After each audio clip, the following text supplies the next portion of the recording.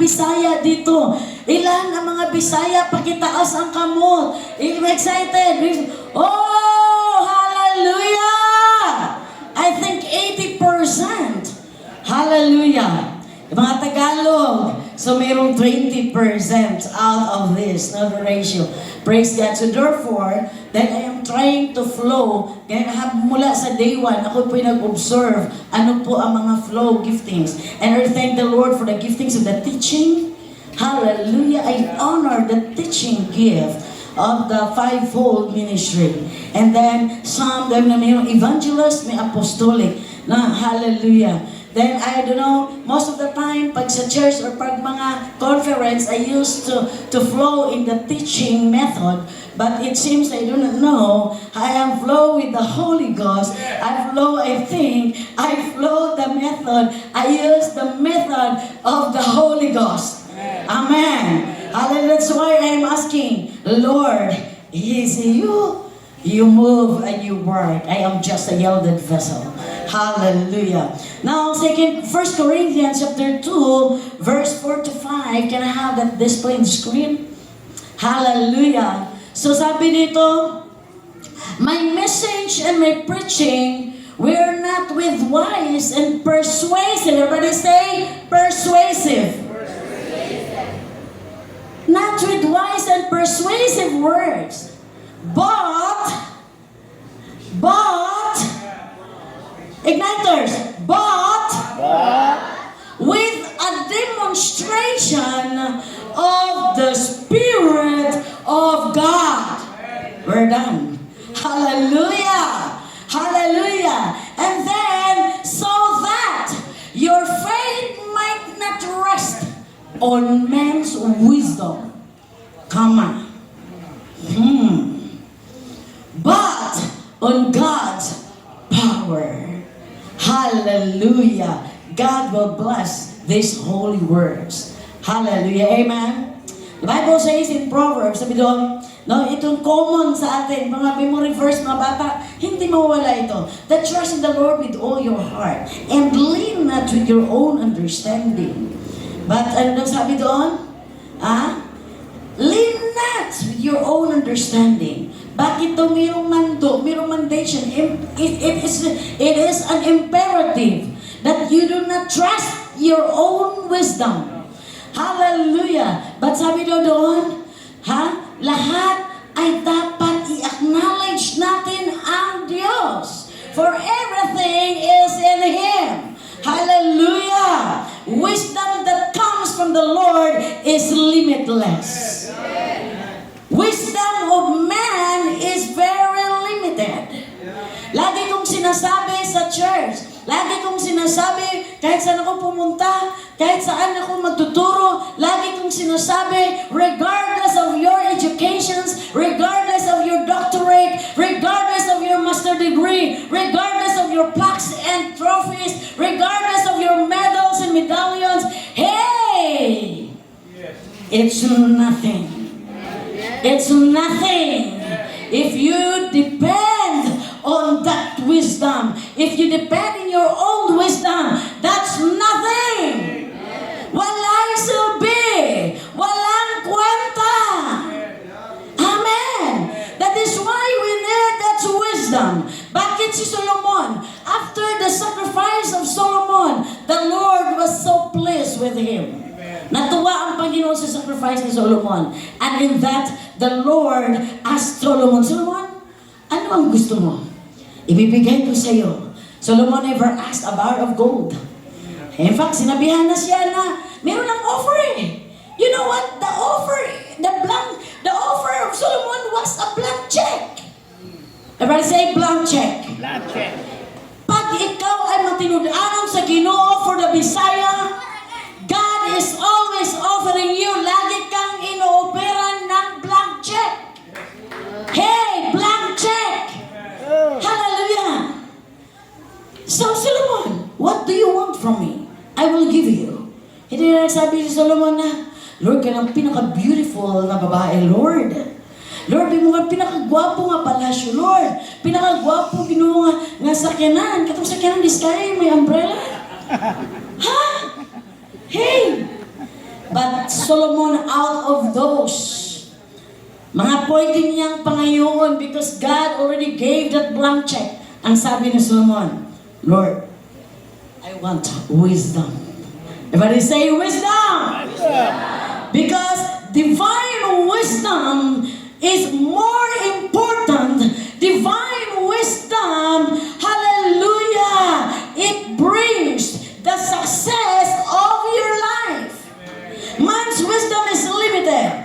Ang wisdom, ang karunungan, ang kaalaman sa tao, igsoon, magdala ng, hallelujah, nagdala ng, out of yung, kumbaga, kapahamakan. Kaya maraming nagsalit na sa kasariling wisdom. Kaya yung sinasabi, common yung ecology. I am matalino. Ako niyan, ako nun, ako niyan. Kaya gusto sa church, gusto sa ministry, ako yan, ako yan, ako yan. Hallelujah. God's wisdom is limited. Hallelujah. That's why Paul says, ang sabi ni Paul, my message and my preaching, hindi nagbabase sa aking galing, kundi, hallelujah, hallelujah, for the sake of the topic, was there as persuasive. Dapat mayroong ang mensahe na dala-dala natin. Pastors, kaway-kaway dyan. Pastors, kaway-kaway dyan.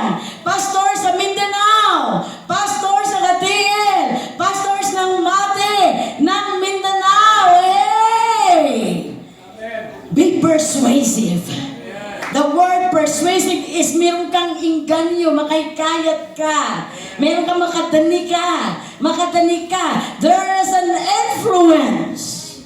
Kaya this phrase speaks to the pastors that you must have that persuasive words. May our messages in our churches become persuasive to the people. Pastors, may kawasan po ba ako?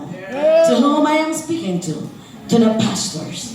Pastors, we need these words. Not by our, kasi dalira kayo mag-create of words sa imong sariling, sa imong kagalingong kalaman. Dalira kayo mag-create of words. It is easy to build or to create the words. To preach, yes. Very common. Sabi nga, nakakalungkot. Hindi na mag-pray, hindi na mag-ask ng wisdom of the Holy Spirit. Nag-rely na lang kay AI. Social media. Nag-rely na lang sa YouTube. Hindi ko sinasabing masama manood ng YouTube. You can rather than sa mag-Roblox ka. Yes! You can get something of that. Pero pipiliin po natin. Have that divine wisdom. Amen. Have that divine wisdom. That wisdom, hallelujah. God's wisdom is limited. Kaya sabi ni James, if you lack wisdom, ang sabi ni James, you ask. Pag kulang ka sa kaalaman, medyo kulang, you ask. Ito ay very common sa mga estudyante. Kaya sabi, pag panahon ng exam, you ask wisdom. You ask wisdom. Do not try to your own self. Do not apply your own wisdom. Wala yan, nothing yan. Nothing yan. Amen? Kaya sabi ni Paul, my message. But he say, pastors, my message gives an impact to the community. My message give an impact to the church. My message give an impact to those who are broken-hearted. My message give an impact to the politicians, to the government officials, to the people out there, to your colleagues, to your schoolmates, to your company, to your business, to your employees. It is very important how to deliver that message. Dahil daghan na kayo na scam dahil kining word nga makadani. Kina word persuasive is makadani. Paano ka makadani? Unsaon nimo makadani? To influence. Unsaon ka makadani? Paano ka makainganyo in Tagalog? Ang ating mga mensahe dapat makainganyo makainganyo. We persuade to our message, that our message give an impact to the people. Hallelujah. With what? Hallelujah. A demonstration of the Spirit of God. Hallelujah. Palakpakan natin ang spirit man and woman in the house. Can you make a spirit noise in the house? Hallelujah. Hallelujah. Kaya dapat manggani. No? In other words, the leadership, the pastors, bringing the law of the influence. Wherever we go, kahit saan tayo pupunta, you bring that law of influence. Sabi ni Maxwell, I don't know if you're familiar with this, ang sabi ni Maxwell, that the true measures of leadership is influence. Nothing more, nothing less. So therefore, ang ating mga mensahe ay dapat makagani, hindi makadiscourage. Hindi makadiscourage. Say, hindi makadiscourage. No? Especially pag panahon ng counseling. No, maingat tayo mga pastors dahil mulapit sa atin magpapa-counsel. No? Hallelujah. Mag-ingat tayo, baka mamaya uuwi, mag-expect ng masaya. Pag uwi pala ay malungkot na. Lalo na pag mga critical issues ang nadalhin sa'yo. You have that divine wisdom. Pray first. Amen. Hallelujah. Hallelujah. Dapat demonstrated tayo by the Spirit of God. By the power of the Holy Ghost. Now in verse 5, before I go to the another reference, sa verse 5, I'm starting at verse 5. Hallelujah. Oh, Rabaya Shekata, Rabaya Shanda. In verse 5, it says there in verse 5, So dito, ito na yung reason. Ito yung dahilan kung bakit tayo dapat makainganyo, makagani ang ating mga puno. In verse 5 says here, so. Everybody say so. This two-letter word, S and O, don't you know na ito ay makapagbago sa lahat? It describes, changes everything. So, everybody say so. So that your faith, yung ating pananampalataya, not rest on man's wisdom, but on God's power. Hallelujah! God's power. Faith. Wala pa rin babagsakan natin. Hallelujah! Bagsak pa rin tayo sa pananampalataya. We begin in this word, faith, for it is your faith that carries you there. It is your faith that brings success into your ministry. It is your faith that brings, hallelujah, your business into success. It is your faith that elevates you. Amen. Hallelujah. Though there are levels of faith, ang aking faith ay hindi level of faith na aking asawa. Even though he is a pastor, yeah, we are different. His level of faith is not my level of faith. My level of faith is different. Ganon din kayo mga pastors. Ganon din kayo mga workers. Ganon din kayo mga leaders. We are not talking about the level of faith na magpaligsahan tayo, because the Bible says, if you have faith like a mustard seed, you can say this mountain, be thou removed. So faith, dapat yung ating pundasyon dyan sa kaalaman, dapat yan ang manatili, bigyan natin ng strong foundation in our spiritual life. Dahil kung mayroong faith, kung may pagtuo na ay laging mo kontradiha, the contradiction of that word, mayroong fear. Now what fear is all about? The false evidence appearing reality. That's the acronym of fear. Hallelujah. False evidence. Kaya pag nakikita na, mga nanay, kaway-kaway dyan, nakikita na yung pagsubok, ang tingin sa pagsubok, ito na to, realidad na to. Realidad na to. Realidad na ang billing sa Meralco. Realidad na ang singilan ng rentals. Realidad na ang bayaran ng tuition fees. Realidad na ang walang bigas, walang pamalingki, walang food, wala lahat. Nandoon, sumakit pa ang tuhod. Mga law of natures. Hey, do not accept that law of natures. Alam mo yung law of natures? May rayuma ako, di ako naka-church. May hika ako. Tumaas ang dugo ko. Hindi ako makatulog, meron akong insomnia. Hala, I welcome mo pa yung lahat ng law of natures na yan. Hey, but this time, if I say this time, this hour, you are about to cross over. Hallelujah. You're about to cross over. Now let's go back to the 2 Kings, the main text of Pastor Ray this morning. Hallelujah. Now I give it what the Holy Spirit shares. Permission, Pastor Ray. Hallelujah. Have a corporate together. Hallelujah. Now some of the points hindi ko na babanggitin because Pastor Ray already mentioned this morning. Hallelujah, I mentioned. So let's go to the 2 Kings. Because we talk about the law of influence. We talk about the persuasive anointing. That your anointing must be persuasive to other people. Ibig sabihin, dapat ang ating langis o ating apoy, igniters. Dapat ang atong dihog ay dapat kini ay makainganyo. Ang atong mga dihog magkaroon o kining makaganis sa gawas. Makaganis sa uban. It attracts people.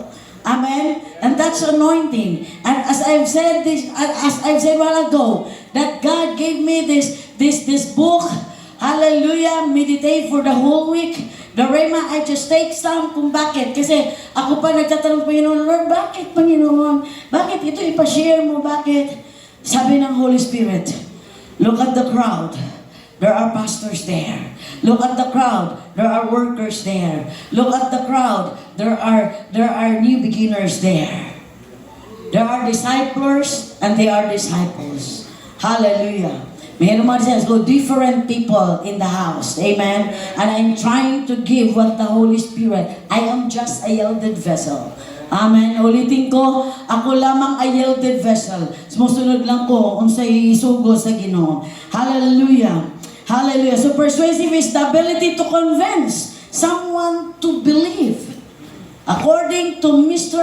Google, according to Mr. Webster, that persuasive is the ability, we better say ability, abilidad. Mas bugat pa siya doon sa skills.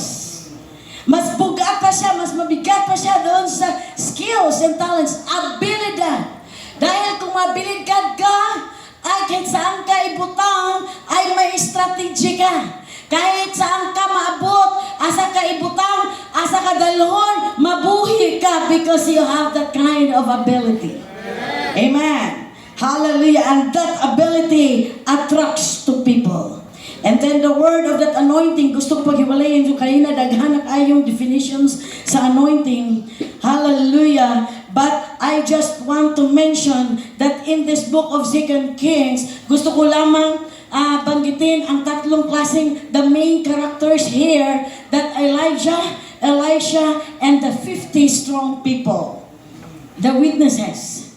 So let's have that book in 2 Kings, chapter 2, from verse 1.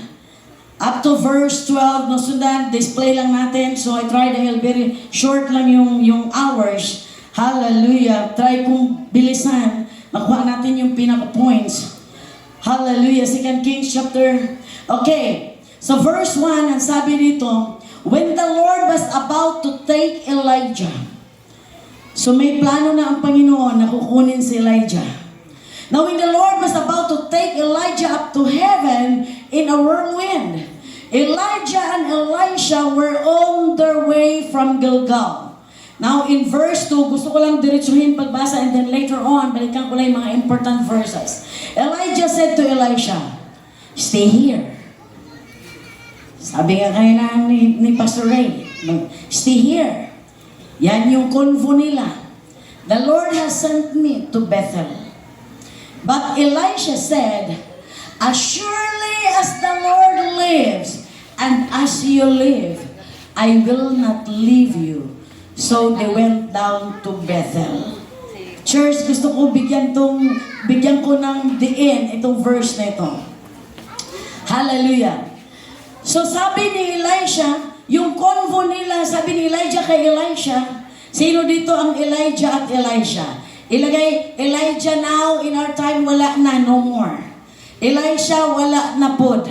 Sabi nga natin, nabanggit niya kayo na, kung ni Pastor Dong, kung wala si Tatay Into, si Pastor Into, walang Elisha, walang na yung Pastor Dan and Pastor Joel and Pastora Ruby. They're praying, they're Elisha in their time.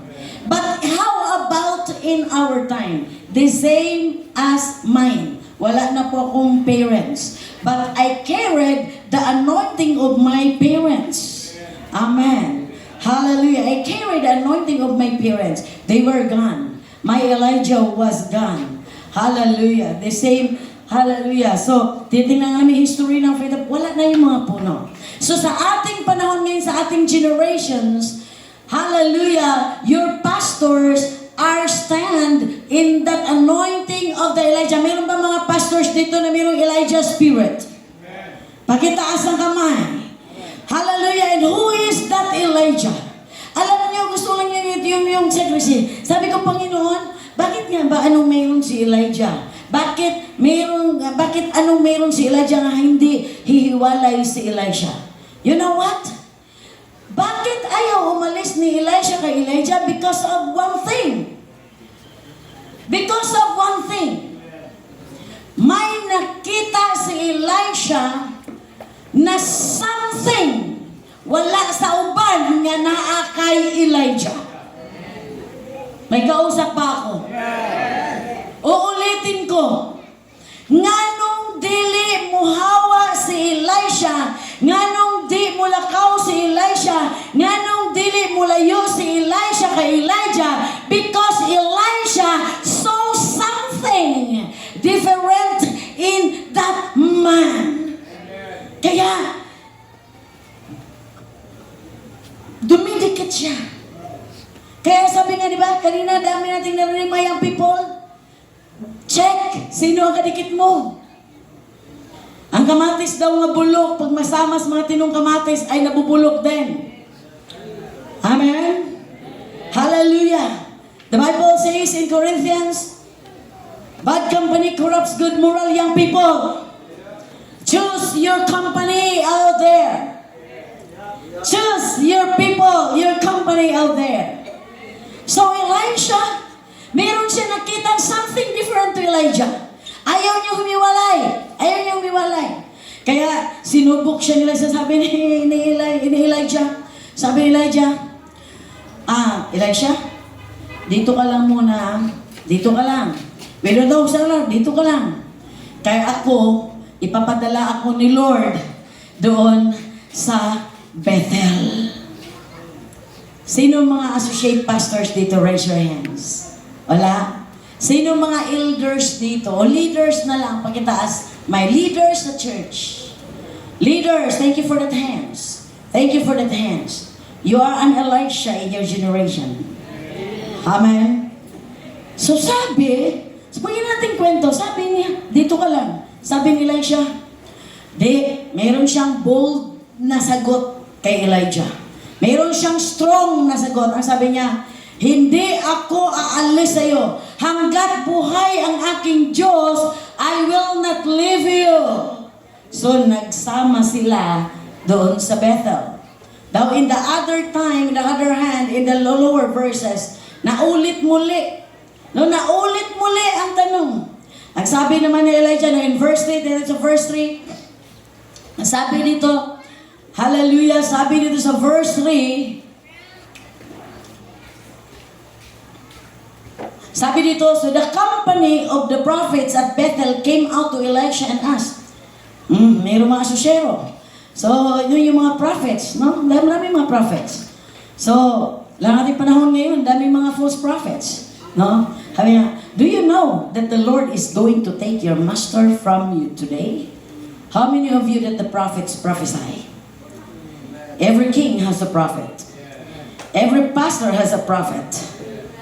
The Bible says in 2 Chronicles 20:20, sabi doon, if you believe the Lord your God, you shall establish. If you believe to the prophets, you shall prosper. Your prosperity ay nagdepende, may connection doon sa pulong sa imong pastor. Sa man of God. That is why young people, leaders, workers, in Ignite churches, in Freedom churches, in other churches, listen to the man of God in your life so that you may prosper. Kaya sabi niya siya, I know. Sabi niya, pero meron siyang warning doon sa mga prophet. Sabi niya, I know, but do not speak of it. Be silent. Keep silent. Sabi niya, meron siyang warning. Now in verse 4, ito yung verse 4, so ito verse 4, hallelujah, so verse 4, then Elijah said to him, in the second time, remember this, stay here, Elisha. The Lord has sent me to Jericho. Remember kanina saan? Bethel. This time saan? To Jericho. At the same answer na mayroon si Elisha. Hey, leaders, pakinggan niyo mabuti and take that revelation after this. Sagot ni Elisha, ulit, as surely as the Lord lives, as you live, I will not leave you. So, together, they went to Jericho. Then in verse 5, ang sabi again, naulit muli, the company of the prophets again appeared in Jericho. When the election, sabi naman nila, do you know that the Lord is going to take your master from today? The same reply, I know. He replied, do not speak of it. Nag-warning naman siya, huwag mong sabihin, ayaw isulti. Ayaw isulti. Kaya kapag mayroong word na sinasabi, kapag mayroong i-prophesy si pastor sa kinabuhi ninyo, ayaw ipanabi. Keep that word. Value that. Amen. In verse 6, here, sabi ng verse 6, hallelujah. Then Elijah said to him for the third time, stay here. The Lord has sent me to Jordan. And again, the same reply. Assuredly, sabi niya, Master, as the Lord lives, and as you live, I will not leave you. I will go with you. Wherever you go, I go. Wherever you go, I go. If you go to the west, I go with you. If you go to the east, I go with you. If you go to the north, I go with you. If you go to the south, I go with you. Even across the globe, I go with you. Ignite, this is your year of crossing over. You are not just from local. Hallelujah. You are for international. Not only national, but global. You cross over. Hallelujah. I will go with you. In verse 7, as I was in verse 7, oh, Rabbi Yashenda. Hallelujah, the witnesses. 50 men of the company of the prophets went and stood at a distance. Dumistansya. Ano kaya meron? So facing the place where Elijah and Elisha had stopped at the Jordan, doon na, nangisyuso na siya, started. Ano kaya meron dyan? So nakatayo lang sila at the distance. Now in verse 8, hallelujah, sabi sa verse 8, Elijah took his cloak, rolled it up. Alam mo, mantel, sino nakakita kayo na pastor sa washing of feet? Pastor Dan, yung cloak, yung mantle. Elijah took his cloak, rolled it up, and struck the water. Kaya nagtanaw man ang 50 ka mga propeta. Matawid sila. Ang saan kanila pagtawid? Tubig yan. Hindi lang yan dito. Hindi lang yan dito. Hindi lang yan sa ankle. Hindi lang yan sa tuhod. Hindi lang yan sa baywang. Hindi lang yan. Lampas yan The level of the anointing in this place. Not lower. Not lower. Not lower. Not but hey, deeper and higher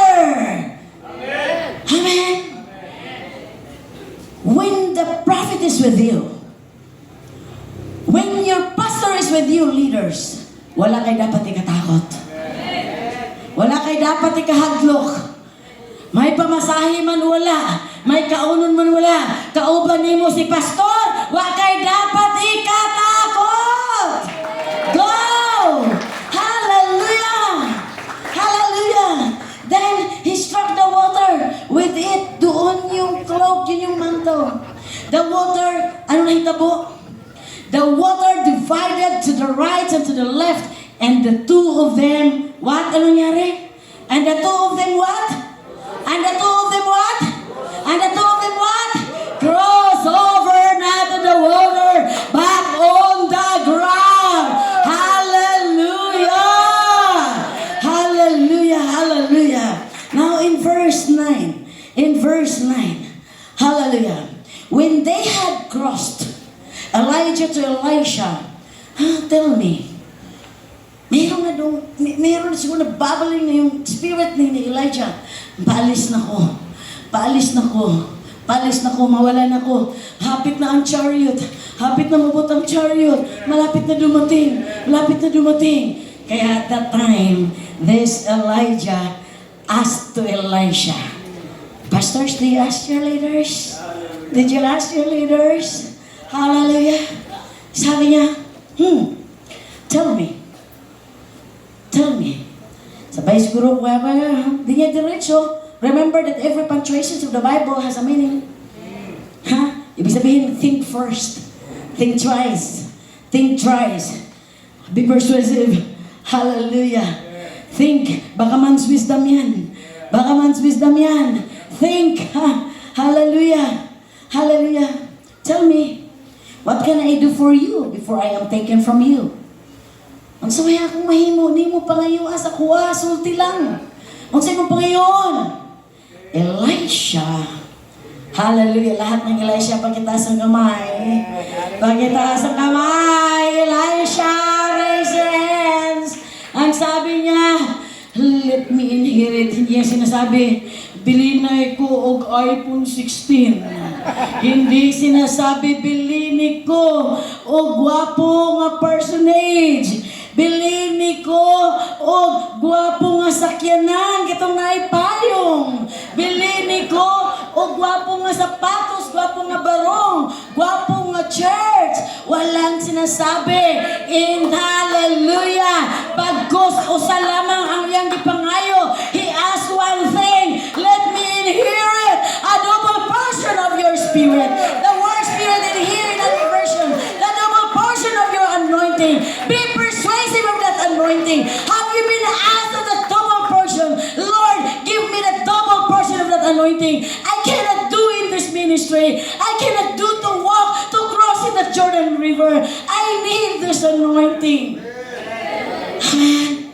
Hallelujah. Let me inherit. Ito rin Solomon, wisdom ng Lord. Sabi nito, let me inherit a double portion of your anointing. Sabi ni Elijah, sumagot si Elijah in verse 10. Ang sabi ni Elijah in verse 10, sabi niya,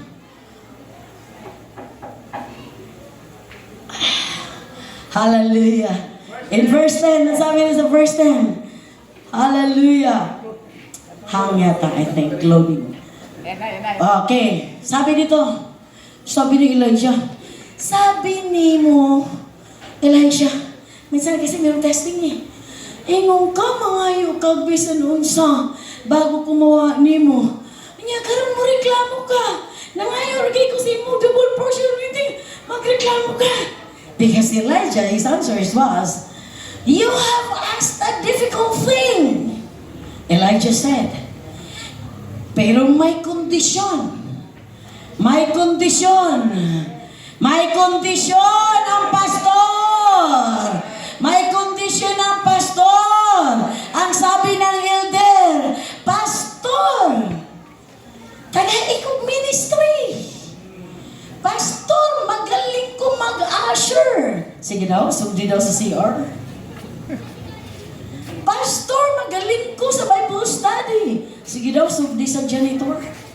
Sugdi sa daw arrange ang lingkuranan. Sugdi sa daw. Hallelujah. Workers, leaders.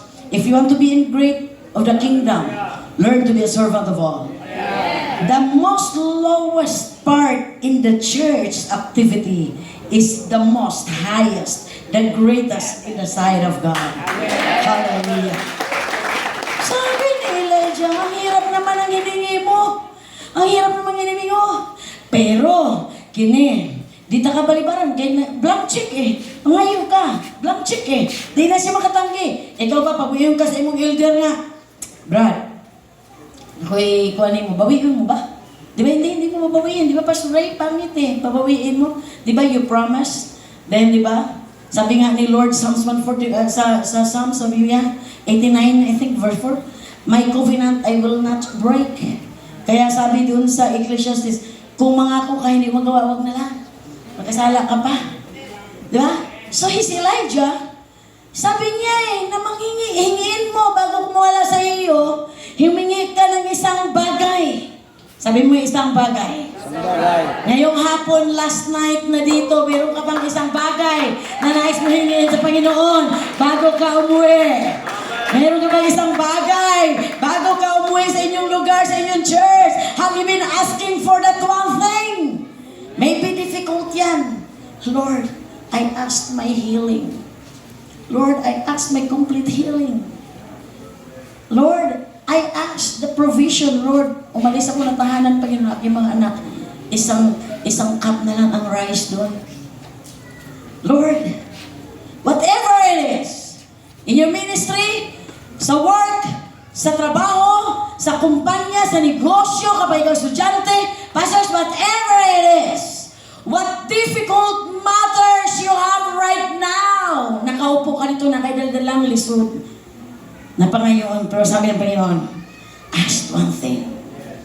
Ask one thing. Meron bang difficult sa Panginoon? Meron bang difficult sa Panginoon? Is there any hard thing to the Lord? Is there any hard thing to the Lord?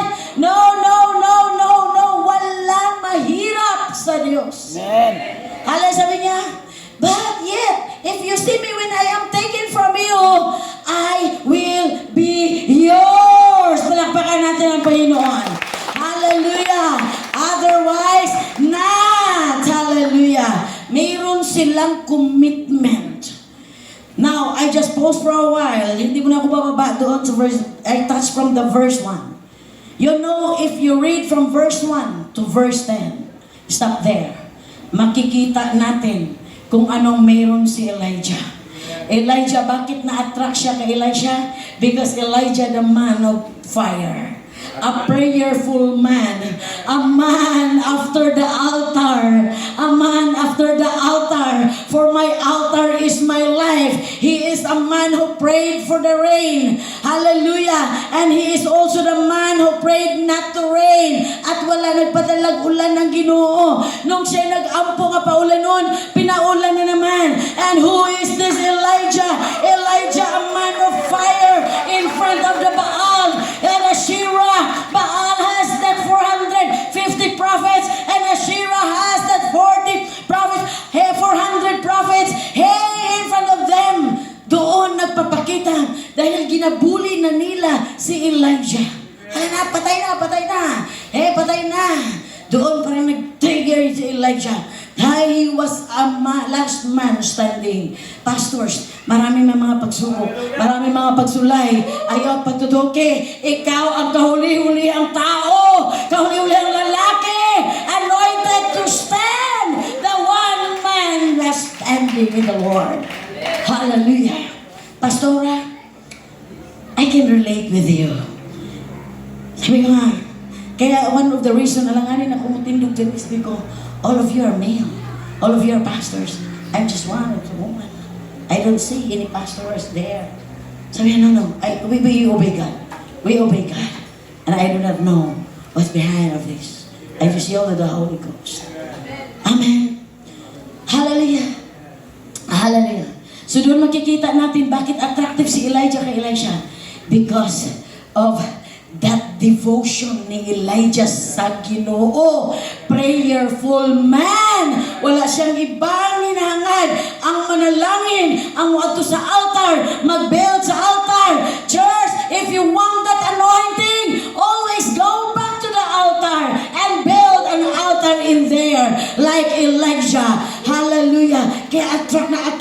si Elisha sa anong meron si Elijah. Yun na nakikita niya dahil meron siya nakikita. I hope, pastors, hindi mga negatibo ang nakikita sa atin sa ating mga leaders. I hope, pastors, hindi mga negatibo ang nakikita sa atin. Act as a pastor.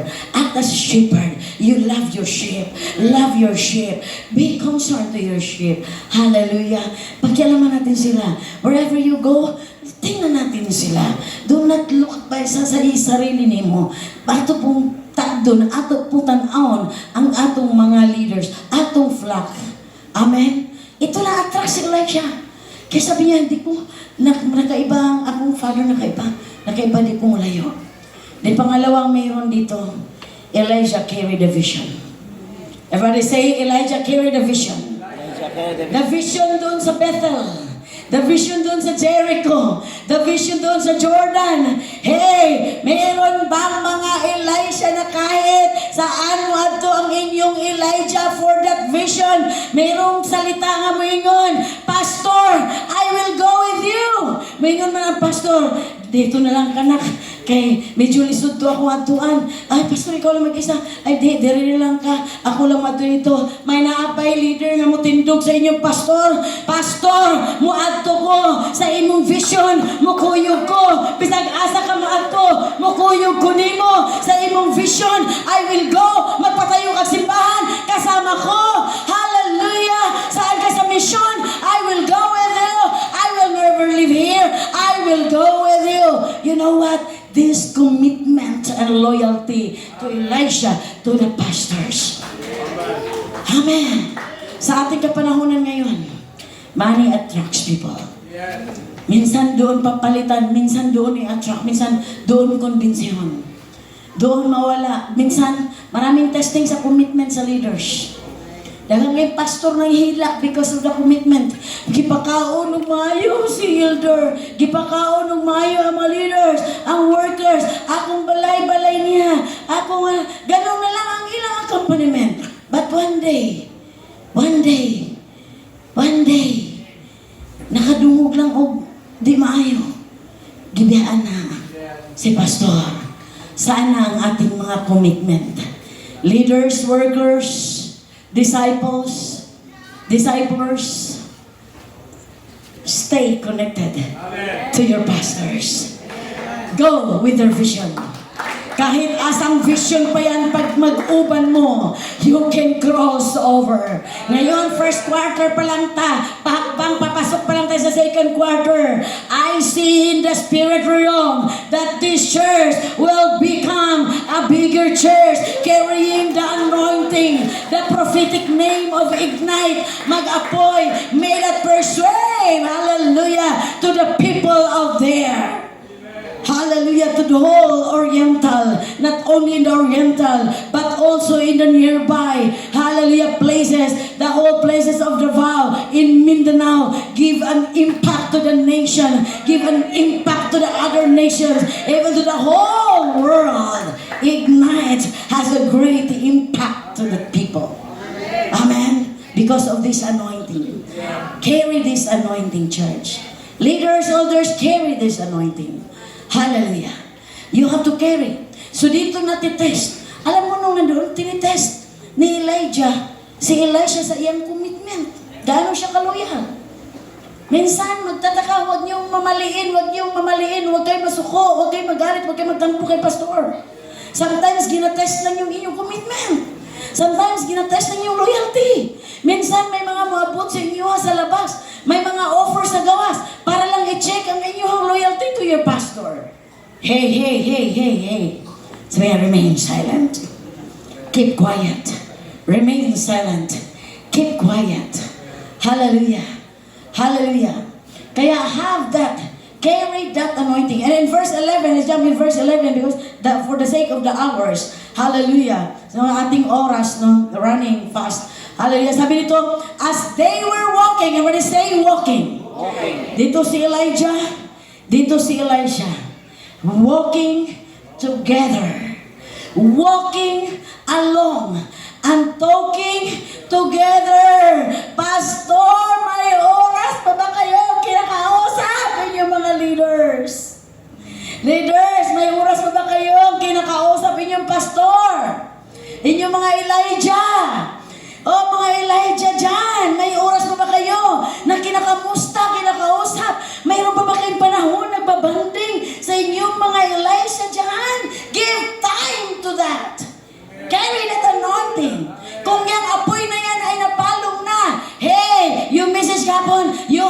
revive, to strive. Huwag mong hayaang mamatay. Sindihan mo. That is why you have that prophetic name in your church. In the church, ignite, because mag-apoy. Ibig sabihin, wherever you go, you are carrying the torch. Hallelujah. Sabi niya sa Bisaya ni mo, pag naay mamatay nga kalayo, sindihi. Kaya church, pag uli ninyo, ang trabaho ninyo, sindihi ang mga papatay na, ang mga apoy na hapit na mamatay. Sindihi ug utro, gatungi. Sindihi. Sa Tagalog, sindihan. Everybody say, sindihi. Pangitag 5 katao diha. Istoryahan si Ingnang nga, sindihi. Prophetic 5 persons. Sabi mo, pag uli ni mo, manindi ka na. Di balay ang imo sindihan. Katong mga apoy na papatay na, wala na. Sindihi. Hey, igniters. Mahirap you are, saan ka nag-church? Sa Ignite. Do you understand what Ignite all about? Please, first, before you claim that you are an igniter, please know and understand unsa ang imong identity in this church. Igniter ka. Bisag asa ka pa na kay sulo. You are bringing the torch. Hallelujah. Bisag asa ka mo adto, you have the torch na ready na magsindi. Amen. Wala na yung anointing sa pagbasa ng Biblia. Sindihin. Ingnan mong katabi. Pagka wala na yung power, wala na yung gana mo ba sa Biblia, sindihin. Sige daw. Sige daw. Bring that slogan into your home. Wala na gana yung gana mo ampo, sindihin. Wala na gana yung gana mo speak in tongues, sindihin. Wala gana yung gana mo kayo, wato sa Bible study, sindihin. Wala gana yung gana, mga lagad sa Ginoo, sindihin. Wala na gana yung apoy ang pananampalataya, sindihin. Hey! Head on fire! Hallelujah! Hallelujah! Hallelujah! There is a quote says, a tallest tree catches strong winds. A tallest tree catches strong winds. There is a mati, karamihan bukid. Wherever you see, maraming mga puno. Bukiran. Makikita natin, ewan ko front ba ito sa Baguio dito. Hallelujah. There are places from sa Baguio. Hallelujah. But for us, the Bible says, kung always back to the basic. Hallelujah. This is the foundation. This is the foundation.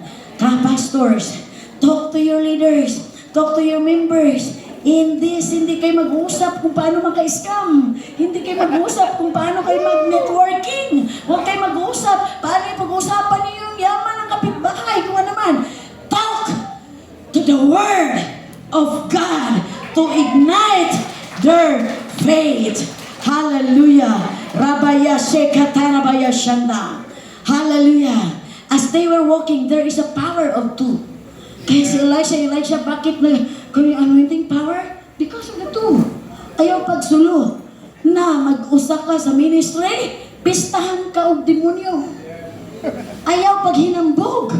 Kaya yung sinabi ni Pablo, na kailangan God's wisdom. Ayaw paghinambog. Kaya ko yan kay graduate ko sa Harvard. Graduate ko sa sikat na Bible School. Mayroon ko certificates. Mayroon ako doctorate. Mayroon ako master's degree. Niya gibayaran rin ito. Oso yan. Pastors, have you heard this?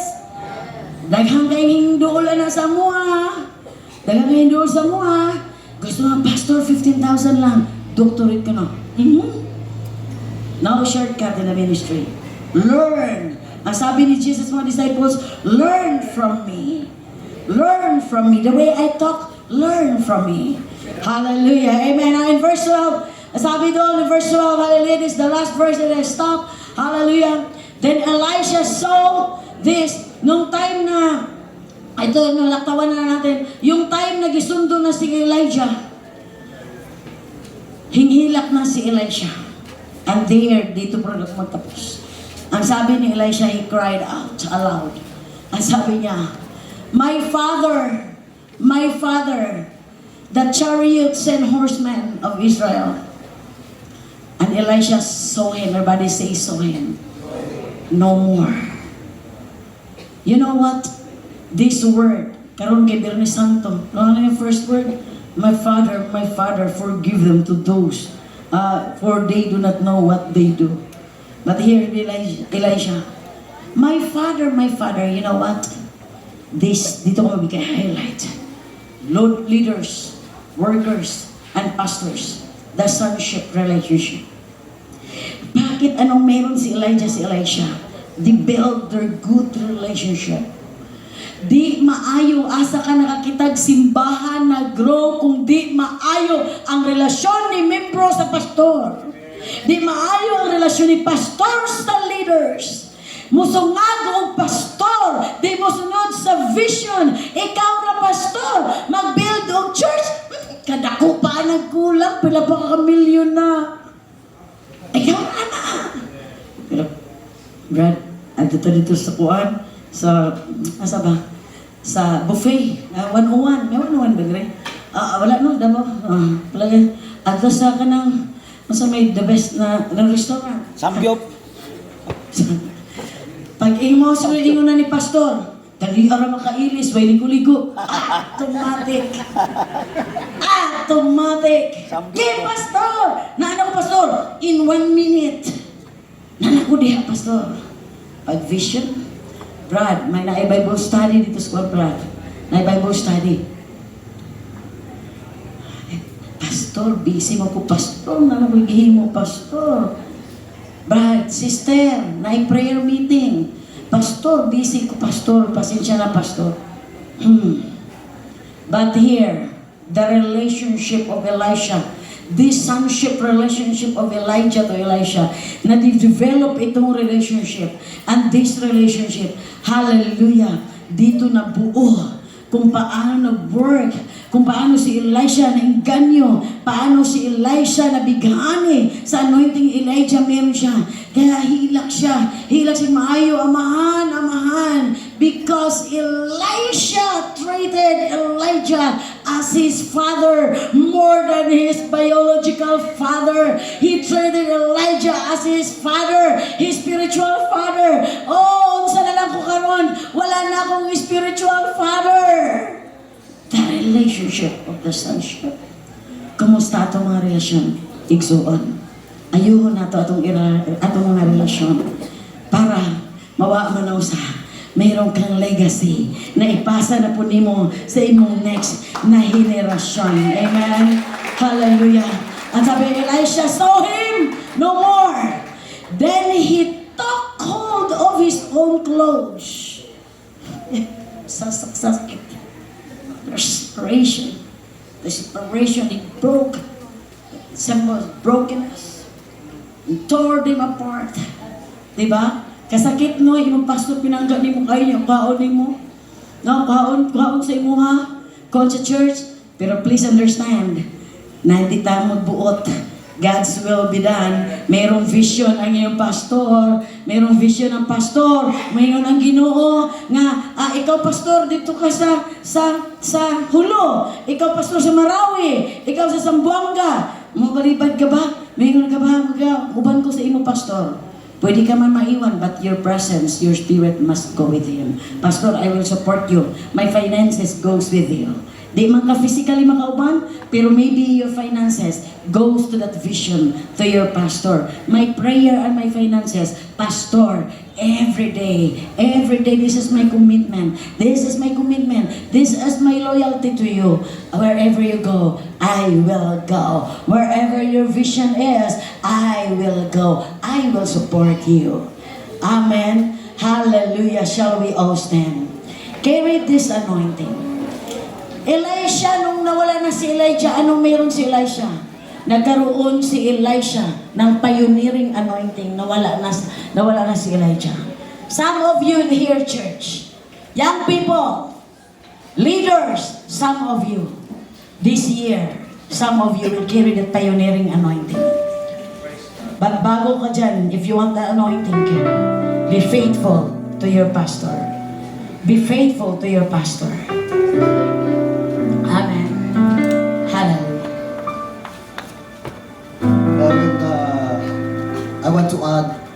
something, kasi kanang umaga talaga, it's in my heart. No, sa mga God wants to restore, establish again the sons and father relationship. Kasi yun ang itong binasag ng sinira ng kaaway. Nawala yung father and son relationship. Kasi in the church, nandoon na yung competition. Wala nang security, parang walang feeling ng pastor, wala siyang assurance sa kanyang leader. Kasi hindi niya nararamdaman nandoon yung kanyang leader to support him, to back him, back up him. Kaya nga, this is my child. Ito din inano sa akin ng Panginoon sa amin. If it is not your season to show, don't show up. Don't not take something that is not belong to you, that is belong to your pastor. If it is not your time to show up, to show, if it is the season of your pastor to show, don't take it away from your pastor. You are there to support. You are there to supply. Because the time will come na ikaw naman ang mag-show up. Pero hindi ka mag-show up. This is the ministry of the leaders, the Elisha. To support your pastor, to give supply to your pastor. The season of your pastor, Elijah, to show up. Na siya'y mag-show up, kapatid, with confidence, with joy, with peace. Pero hindi ito maging maayos sa iyo, maging maganda sa iyo, mga leaders, kung ang iyong pastor ay mag-show up, na meron siyang sadness, wala siyang peace, dahil hindi niya nararamdaman na ang kanyang leaders ay nandoon para sa kanya to support. And this is,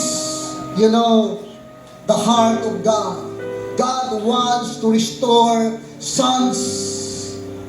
father and son relationship. And one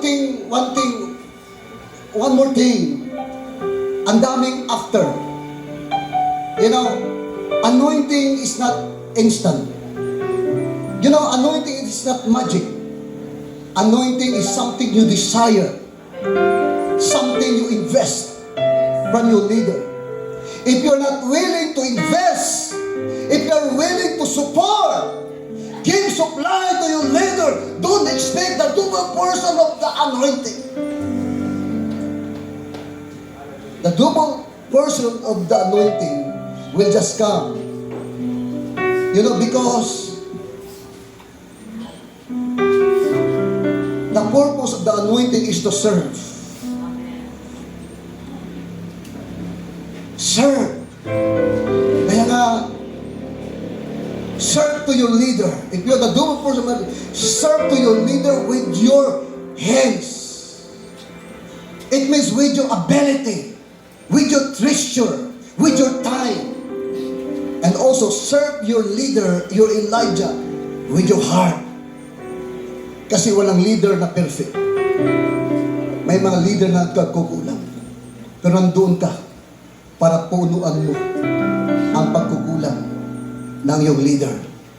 And you expect, hallelujah, the double portion of the anointing na darating sa buhay po natin. This is the principle. Mayroong process, kapatid, sa anointing. Kailangan nating mag-serve tayo. Kung hindi mo pa time, kapatid, hallelujah, ito'y time pa na yung Elijah. Serve your Elijah. Serve your Elijah. Sumuporta ka sa Elijah mo, kapatid. And hallelujah. Your generation, your ministry is greater than the ministry of your Elijah. If you just support, love your Elijah. Then isa pa, kapatid, gusto ko bago kami mag-pray, gusto ko ipanalangin. Ang daming nakapokus lang sa anointing. I want anointing. I want anointing. Nawala na yung character. The anointing will help you to go there, up there. But it is your character to support that you remain there, up there. kailangan ma-restore. Hindi lamang yung anointing, kapatid. Ma-establish ang anointing. Pati yung character. Character. Yung pagmamahal, yung respect natin sa leader. Walang competition, walang comparison, kapatid. Hallelujah. Nandoon tayo para maglingkod, para po sa kalwalhatian ng ating Panginoon. Hallelujah. Amen. Bang dito yung praise niya. Some of you, deep in my heart, I have an anxious that there are people in this house. Some of you are broken-hearted. Some of you have that trauma in the ministry. And some of you have that broken-hearted in the ministry. Parang ayaw ko na mag-vision, ayaw ko na mag-church, ayaw ko na mag-ministry. At wala nang apoy, wala nang apoy. You remember, the mantle is not the anointing. The mantle is the instrument na in-embrace ni Elisha. Value. Give-value niya. Successorship. The symbolism of authority. Divine authority. The successorship. Siguro yun lang sa body, I know. Ito yung pinaka-last night at bukas din na magkita-kita dito sa mundo, sa langit. I don't know what would be the next season na magkita-kita tayo, mag-fellowship mula. Pero ito masabihin ko, carries this anointing wherever you go. Your loyalty to your pastors. Embrace that mantle. Embrace, take up the mantle. Nung nalaglag ang mantle, take this revelation. Wala pong iabot ni Elijah kay Elisha. Na-fall. May mga witnesses.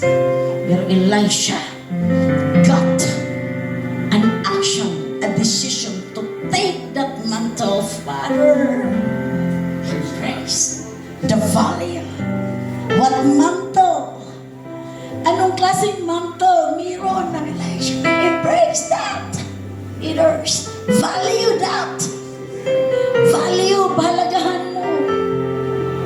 Some of you nawala ng performance na lang. Even the praise team. Aminin natin. Parang mapilitan na lang tayong tumugtog dahil walang iba. Parang show up na lang. Traditional na lang, religiosity na lang. For attendance sake. Di ka mawala sa music team. Mga intercessors, mga warriors, mga whatever. What ministers you are handling now. Kasi wala ka ng apoy, wala ka ng gana. Parang out of na lang. Parang out of respect na lang. Pero sa loob, sa totoo niyan, wala ka ng fire. Wala ka ng fire. Lost ka na. Sa oras na ito, kapatid. As we sing this simple song, this very short song, but I believe in my heart that God leads you. There's a wave of anointing in this house. The wave of the Holy Spirit. That the wave of the anointing takes place. Flow. Embrace that mantle. Embrace that mantle before you go. Tonight, go back where you came from. Bringing this anointing. Revive yourself. Revive your spiritual life. Give time and worship. Be humble to God. I say this, Lord, I am nothing without you. I am nothing. I am nothing without you, God. Hallelujah. Hallelujah. Can you raise up your hands right now? Church, kung meron ka mang sakit at karamdaman dito, the Bible says, at the level of your expectations, at the point of your need, God will meet. God will meet. As you are worshiping, anumang pangailangan mo, siguro napakahirap mabigay sa'yo justice, love, rejected ka, wa kay ginikanan, kahit ang imong ginikanan, imong mga igsoon, rejected ka. As David says, even my father and mother will forsake me, but I have the Lord who will lift me up. Siguro pag naubos na, papatayin na ang kalayo mo. Tonight, the prophetic name of ignite, be ignited with that Holy Ghost. Be ignited tonight. Let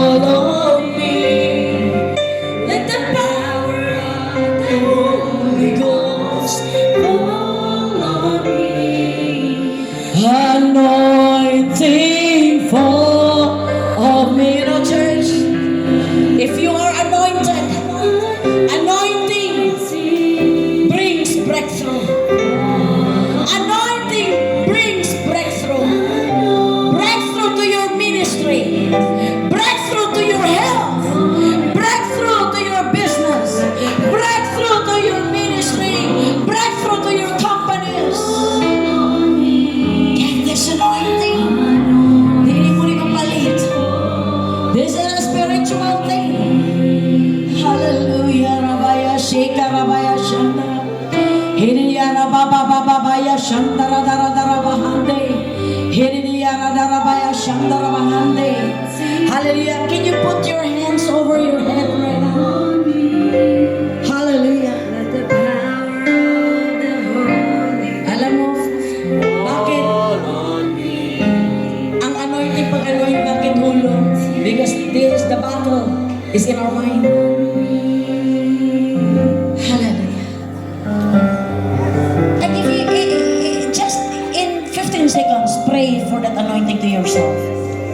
You pray that anointing for yourself. Hallelujah. Oh God, revive us once again. Renew the anointing na Panginoon. Oh God. Oh, renew this kind of anointing in my ministry. Renew this kind of anointing into my leaders. Rebo Sokoto. Herede yara baba baba ya shandara darabahande. Herede yara darabahanda darabahanda. Oh rabaya shandara darabahanda. No disciples above their disciples. No children above their parents. No leaders above their pastors. But in this kind of anointing, you can give an impact together to do the works of the ministry. Bring this anointing. Rebosto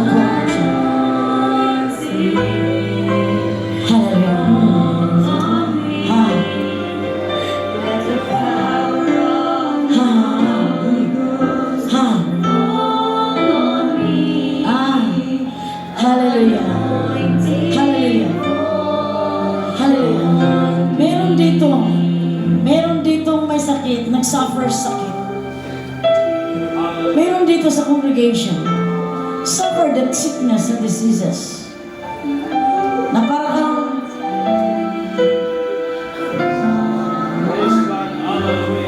naging hopeless na, Lord. Mabuhay pa ba kung matagal, Panginoon? This night, sabihin ko sa inyo, God will deliver you out of the infirmities. God will heal you. The anointing that is in you, it gives breakthrough, broken in the yoke of the enemies. Hallelujah, the anointing that is in this place. Hallelujah, even the spirit of poverty, even the yoke of lack and poverty. Hallelujah, right now, because of this anointing, prosperity and abundance replace. Hekatorobo shanda, hekatarabahanda radahande, herebosto kodorobo shanda, horababahanda rabahanda, hodrabahande. Hallelujah. Yes, Lord. Fall on me. Let the power of the Holy Ghost fall on me. Anointing fall on me. Hallelujah. Church, before I leave this place, isa lang ang sabi ko, bring that song. Remain on fire. Be an igniter. You are carrying the name of the anointing of Pastor Dan and Pastor Joel, Pastor Ruby, the Ignites anointing. As you carry this anointing, please understand, you are an igniter. Ayaw tuguti nga mapatay ang imong kalayo. You are an igniter. Bring as you go back, bring this anointing. God bless you, church. God bless you, church. Thank you so much under the supremacy anointing of Pastor Dan, Pastor Joel. I want to say thank you so much. And Pastor Ray, the leadership, the board. Hallelujah. Thank you so much for that.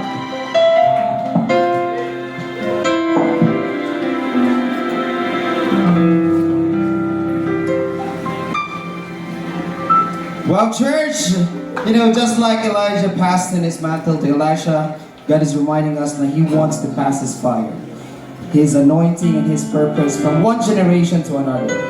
Maybe God is calling you today to receive your mantle, to step into the next level of faith, obedience and boldness. Let's be ready to catch the fire and run with it, just like Elisha did. Okay? And now, this is, I request everyone to stand. We're going to pray for our food. I know, busog na